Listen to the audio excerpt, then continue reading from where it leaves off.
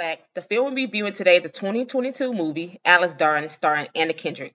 We'll do a summary of the movie, share our thoughts on the film. Just a little trigger warning, the movie does focus on verbal and emotional abuse. So if anyone is interested in watching the movie, just be mindful of this. Continue to subscribe to our channel and watch others videos we have reviewed.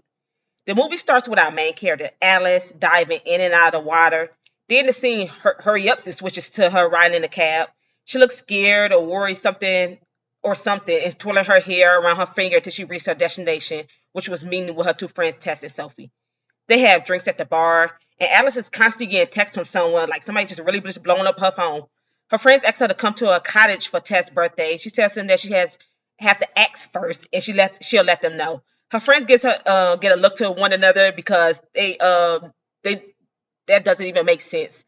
I'm like, girl, you're a grown woman. Unless it's work related. Why is you asking permission? And mind you, she is an adult. Alice invites her friends to her boyfriend gallery opening. I guess he's some type of artist. She particularly wanted her friend Tess to come due to her being like an artist as well. So Sophie does goes, but Tessa does not. Later, she goes on into the bathroom of the bar slash restaurant and takes pictures of her cleavage. And we learn is for her boyfriend Simon. He was also the one texting her through the night. So I'm like, dang, he just really pressing her. The next day, Alice lies to her boyfriend Simon that she's decided to take a work trip. In reality, she's really going on that birthday trip with her girls. Alice and her two friends make their way to the cottage, but first they stop to get snacks at a gas station. On the door, there's like a missing girl poster with the name Andrea Evans that Melissa looks at. And the girl, she kind of look young and probably around the same age as Alice. They arrive at the college cottage, and it's actually a cabin surrounded by a beautiful lake. I'm like, oh, this is a nice looking cottage. Alice goes through the day having dinner with her friends. She goes and takes another cleavage picture of her boyfriend, who again is constantly texting her. So she basically do a boo pic. The next morning, Alice goes on a jog and gets stopped by local police who ask her about the missing girl we seen earlier. She tells them her friend just arrived, so they don't know anything. Alice has a flashback of her boyfriend asking her if she loves him and convinces her to get rid of her friends. I'm like, dang, this is a first red flag when it comes to her relationship. These flashbacks are throughout the film, each one showing Simon's abuse. In addition, we also see Alice keeps pulling on her hair when she is stressed or thinking about Simon. Later in the day, she gets a text from Simon about her coming home sooner. By the way, it's only been like 2 days. So I'm like, hey, did you just talk to you or send you a boob pic? So she tells Sophie and Tess that she should leave and not take a week off. Tess argues with Alice that she should stay considering they have drifted apart over a period of time. That night, Sophie comes into Alice's room and convinces her to stay a few more days by stating that Tess needs the vacation due to her career not being where she's wanting to be. So I guess she's like an artist and she feel like she's not really selling her product. The next day, Alice joins the community search party to look for the missing girl in the area. That was nice of Alice. She later meets up with Sophie and Tess, and she chops wood with Sophie during her chopping. She has another flashback in which her husband is berating her, saying he is sick of her acting like the victim and having to carry her. So he basically saying like he's sick of having to provide for her. Next day, Alice and Sophie are baking together when Sophie brings up the fact that Alice doesn't eat sugar anymore. Alice seems to have an eating disorder. So we do kind of see her not really eating as much. And I don't want to say she look super skinny or anything, but it do sound signs of her having an eating disorder. Alice seems upset and decides to stuff her mouth with chocolate chips until she get a phone call. She rushes to answer it, goes outside the cabin. She answered like she was in trouble, like she was like frantic answering the phone. We can only hear Alice's side of the call. We know it's Simon on the end, and she tells him okay and how she doesn't know why, which I'm guessing he found out she lied about where she was. When she comes back, she tells her friends Simon needs her. Tess get mad, saying it's her birthday, and she responds telling them how it's been tense and they don't understand. The next day, she packs to leave, but she realizes her wallet and phone is gone. She confronts Tess about it, and Tess convinced her to go paddle waterboarding, and she will get her stuff back after. While they goof around the paddleboard, Alice loses her earrings, so she freaks out because it's this one that the earrings that Simon had gave her. She repeatedly dives underwater to look for it, almost drowning herself in the process.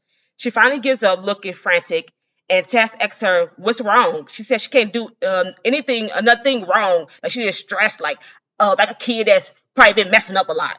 She tells Tess she lied about being there. A flashback shows Simon called her names like a dumb "See you next Tuesday," which is an acronym, if you know what that means. For no reason, again, she's being verbally abused.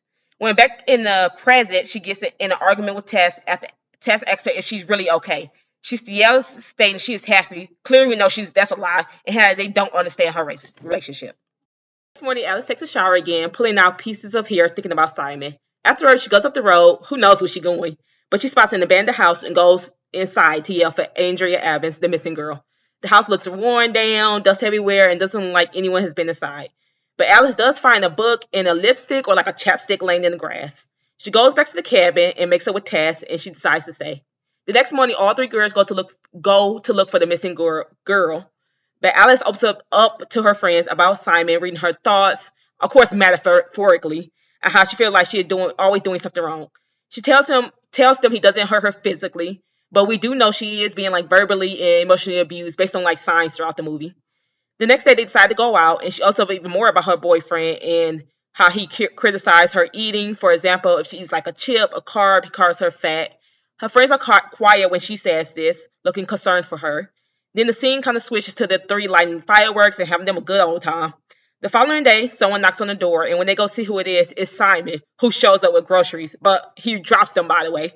He states he missed her, and her friends were shocked he was there. I would have been too, like, why is he here? That's what I've been thinking.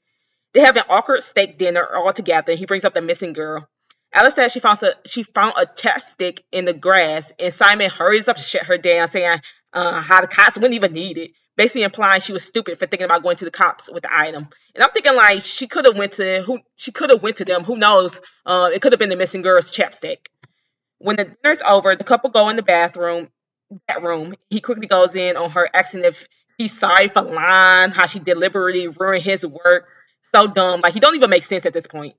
She goes in the bathroom and pours out more of her hair. Then she comes out and we see this weird kind of like intimate scene with her and Simon. I'm not even going to discuss it, so if you're going to watch, just watch it in the movie. The next day, she tells her friends she has to leave. As they are heading back home, Sophie appears behind his car and she starts to break the back windows of Simon's car with an axe. They both are out of the car at this point, and Simon, of course, gets mad and tells Alice to come with him, but she tells him no. Her two friends like stand next to her, basically showing they have her back.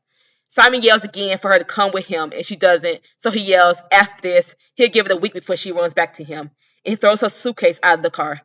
At the end of the movie, she sits with her friends at the end of the pier and talks about where to put the shame she has, basically from her relationship with Simon. I guess she feels some type of shame from that. Then she goes waterboarding, jumps in the water, and goes back out. And we are introduced to the same scene we seen at the beginning of the movie, and that's the end. I just want to do a little final thoughts about this movie. I like that the movie highlights psychological abuse because some people only think about the abuse being physical. I thought the acting was great, and I like that they had like flashbacks to show how Alice was treated in the relationship with Simon. The last scene in the movie was my favorite because it showed her friends having her back by one being in front of her standing, and other in the back of her standing, symbolizing support. I also felt this movie wasn't that dramatic or action packed as others, but it did come off more realistic in terms of what abusive relationships may look like. The only thing I didn't like about the movie is that we never knew what happened to the missing girl. I don't even know why they put that in the film.